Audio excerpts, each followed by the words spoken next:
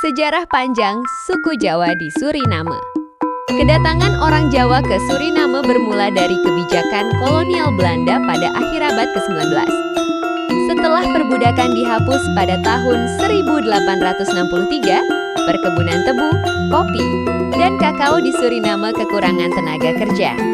Untuk mengisi kekosongan tersebut, Belanda mencari buruh kontrak dari wilayah jajahannya, termasuk Hindia Belanda atau disebut Indonesia.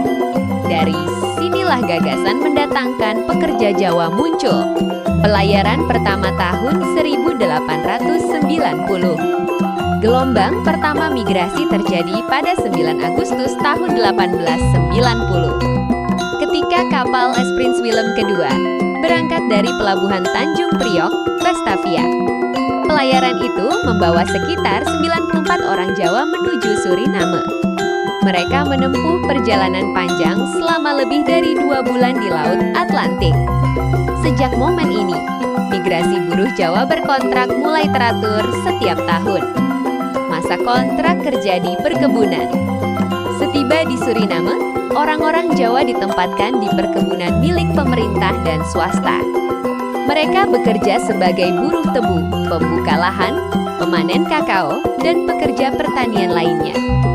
Sistem kontrak berlangsung selama 5 tahun dan setelah habis, mereka diberi pilihan kembali ke Jawa atau menetap di Suriname. Banyak yang memilih tinggal karena tidak punya biaya kembali dan sudah berkeluarga. Gelombang migrasi besar 1890 sampai 1939. Dalam kurun waktu hampir 50 tahun, sekitar 32.956 orang Jawa dipindahkan ke Suriname. Mayoritas berasal dari daerah Yogyakarta, Jawa Tengah, sebagian Jawa Timur, serta beberapa dari Banten. Mereka membawa bahasa Jawa, kesenian, makanan, dan tradisi kampung halaman. Gelombang besar ini menjadi dasar terbentuknya komunitas Jawa Suriname yang sampai sekarang masih bertahan. Kehidupan setelah masa kontrak.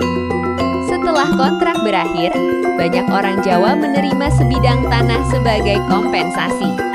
Mereka mulai bertani, beternak, dan membangun komunitas di pedalaman Suriname seperti di distrik Komuijna, Wanica, Saramaca, dan Paramaribo. Komunitas Jawa lalu membentuk desa kecil yang menyerupai kampung di Indonesia, melestarikan budaya dan adat Jawa di tanah seberang. Pelestarian bahasa dan budaya Jawa. Meski jauh dari Indonesia, masyarakat Jawa di Suriname tetap mempertahankan bahasa Jawa Ngoko sebagai bahasa sehari-hari. Mereka juga menjaga tradisi seperti kenduri, selamatan, wayang kulit, gamelan, serta tarian tradisional. Bahkan masakan Jawa seperti nasi goreng, bami, lontong, hingga ketupat menjadi bagian dari kuliner Suriname. Perkembangan politik dan identitas. Pada abad ke-20, banyak orang Jawa mulai berperan dalam politik Suriname.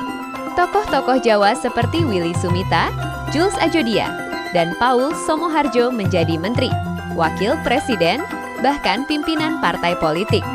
Mereka berperan besar dalam menjaga identitas Jawa sekaligus memajukan hak masyarakat Jawa di Suriname. Kemerdekaan Suriname dan migrasi ke Belanda. Ketika Suriname merdeka pada tahun 1975, banyak warga Jawa memilih pindah ke Belanda untuk mencari kehidupan yang lebih stabil. Mereka kemudian membentuk komunitas Jawa Suriname Belanda. Meski terpisah dari tanah asal Jawa, mereka masih mempertahankan adat dan bahasa yang dibawa leluhur dari Indonesia. Masyarakat Jawa Suriname saat ini. Kini masyarakat Jawa Suriname berjumlah sekitar 70-80 ribu jiwa atau sekitar 15% populasi Suriname. Mereka dikenal sebagai petani, pegawai pemerintahan, prajurit militer, hingga pengusaha.